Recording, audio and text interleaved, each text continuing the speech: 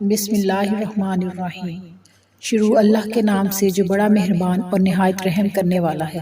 حضرت ابراہیم علیہ السلام کو بیٹے اور پوتے کی خوشخبری دینے کے بعد وہ فرشتے حضرت لوط علیہ السلام کے پاس نہایت حسین و جمیل نوجوان لڑکوں کی صورت میں مہمان بن کر سدوم پہنچے۔ حضرت لوط علیہ السلام ان خوبصورت مہمانوں کو دیکھ کر گھبرا گئے اور اس بات سے ڈرے کہ ان کی بدبخت قوم ان مہمانوں کے ساتھ کہیں برا سلوک نہ کرے۔ حضرت لوط علیہ السلام ابھی اسی فکر میں تھے کہ قوم کے لوگوں کو آپ علیہ السلام کے پاس آنے والے مہمانوں کے بارے میں معلوم ہو گیا اور انہوں نے آ کر حضرت لوط علیہ السلام سے یہ مطالبہ کیا کہ انہیں ہمارے حوالے کر دو تاکہ ہم ان سے اپنی جنسی خواہش پوری کریں۔ آپ علیہ السلام بہت غمگین ہوئے۔ حضرت لوط علیہ السلام کی پریشانی کو دیکھ کر فرشتوں نے کہا، آپ ہماری ظاہری صورتوں کو دیکھ کر گھبرائے نہیں، ہم انسان نہیں بلکہ اللہ سبحانہ تعالیٰ کے بھیجے ہوئے فرشتے ہیں جو آپ علیہ السلام کی دعا کے نتیجے میں آپ علیہ السلام کی قوم کو ہلاک کرنے کے لیے آئے ہیں۔ تب آپ علیہ السلام کو اطمینان ہو گیا۔ فرمان الہی ہے۔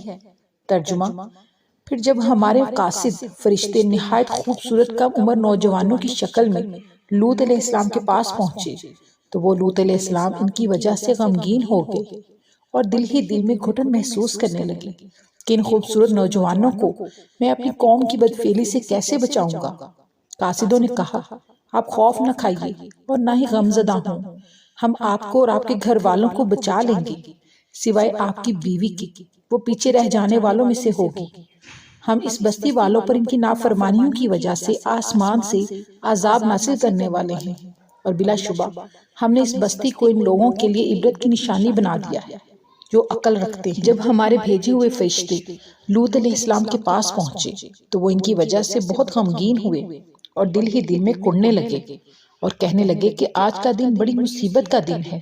آخرکار لوط علیہ السلام خاموشی سے انہیں اپنے گھر لے آئے، لیکن آپ علیہ السلام کی بیوی نے قوم کو ان مہمانوں کی خبر دے دی اور ان لوط علیہ السلام کی قوم کے لوگ دوڑتے ہوئے ان کے پاس آ پہنچے، جبکہ وہ تو پہلے ہی سے برائیوں کا ارتکاب کیا کرتے تھے۔ لوط علیہ السلام نے بڑے مشفقانہ انداز میں سمجھاتے ہوئے کہا، اے میری قوم، یہ میری قوم کی بیٹیاں موجود ہیں، یہ تمہارے لیے پاکیزہ ہیں، لہٰذا تم ان سے نکاح کر لو، اللہ سے ڈرو اور میرے مہمانوں کو پریشان کر کے مجھے رسوا نہ کرو۔ کیا تم میں کوئی بھی سمجھدار آدمی نہیں ہے؟ اور شہر سدوم والے لوط علیہ السلام کے پاس خوشیاں مناتے ہوئے بدکاری کی نیت سے آئے۔ لوط علیہ السلام نے کہا، یہ لوگ میرے مہمان ہیں، لہٰذا تم مجھے رسوا نہ کرو، اللہ تعالیٰ سے ڈرو اور مجھے ذلیل نہ کرو۔ انہوں نے کہا، کیا ہم نے تجھے دنیا والوں کی حمایت سے روکا نہیں؟ لوط علیہ السلام نے کہا، اگر تمہیں کچھ کرنا ہی ہے تو یہ میری قوم کی بیٹیاں موجود ہیں، تم ان سے نکاح کر لو۔ حدیث رسول صلی اللہ علیہ وسلم ہے، اللہ تعالیٰ لوط علیہ السلام پر رحمت نازل فرمائی کیونکہ وہ ایک مضبوط سہارا اللہ تعالیٰ کی پناہ لیتے تھے، یعنی ابراہیم علیہ السلام نے انہیں سدوم شہر کی طرف اکیلے ہی بھیج دیا تھا۔ ان کا وہاں کوئی کنبہ، قبیلہ اور خاندان نہیں تھا اور بیوی بھی کافرہ تھی۔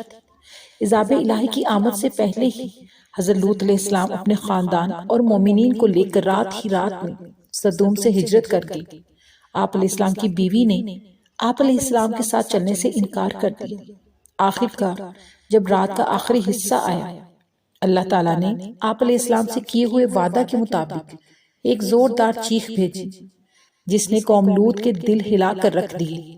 فرشتوں نے انہیں زمین سے اٹھا کر آسمان کی طرف بلند کیا اور پلٹا کر دوبارہ زمین کی طرف پھینک دی، پھر ان پر نشان زدہ مخصوص پتھروں کی بارش برسائی جس سے وہ تباہ و برباد ہو گئی۔ اس واقعہ کو اللہ رب العزت نے بعد میں آنے والوں کے لیے عبرت بنا دیا۔ فرمان الہی ہے۔ ترجمہ: آخرکار ہم نے انہیں اور ان کے تمام اہل و عیال کو نجات عطا فرمائی سوائے اس بڑھیا لوط علیہ السلام کی بیوی کے جو پیچھے رہنے والوں میں سے تھی۔ پھر باقی تمام لوگوں کو ہم نے ہلاک کر دیا اور ہم نے ان پر پتھروں کی بارش برسائی، بس بڑی ہی بری بارش تھی جو ان ڈرائے گئے لوگوں پر برسی۔ بے شک اس میں بھی عبرت ہے، لیکن ان میں سے اکثر لوگ ایمان والے نہیں تھے۔ اور یقیناً اس لوط علیہ السلام نے انہیں ہماری پکڑ سے ڈرایا تھا، مگر انہوں نے اس تنبیہ ڈرانے والی بات میں شک کیا اور انہوں نے اس سے ان کے مہمانوں سے برائی کا مطالبہ کیا، پس ہم نے ان کی آنکھوں کو بے نور بنا دیا اور کہہ دیا تم میرے عذاب اور میری تنبیہ کا مزہ چکھو، اور یقینی بات یہ ہے کہ صبح سویرے ہی انہیں دائمی ہمیشہ کے عذاب میں آ گھیرا، بس تو میرے عذاب اور تنبیہ کا مزہ چکھو۔ اور اسی اللہ نے قوم لوط کی بستیوں کو الٹ کر زمین پر دے مارا، پھر ان بستیوں کو پتھروں کی بارش نے ڈھانپ لیا، پھر ہم نے انہیں اور ان کے گھر والوں کو بچا لیا سوائے ان کی بیوی کے، وہ پیچھے رہنے ہلاک ہونے والوں میں ہی رہی، اور ہم نے ان پر خصوصی پتھروں کی بارش برسائی۔ بس آپ دیکھ لیجئے ان مجرموں کا انجام کیسا ہو۔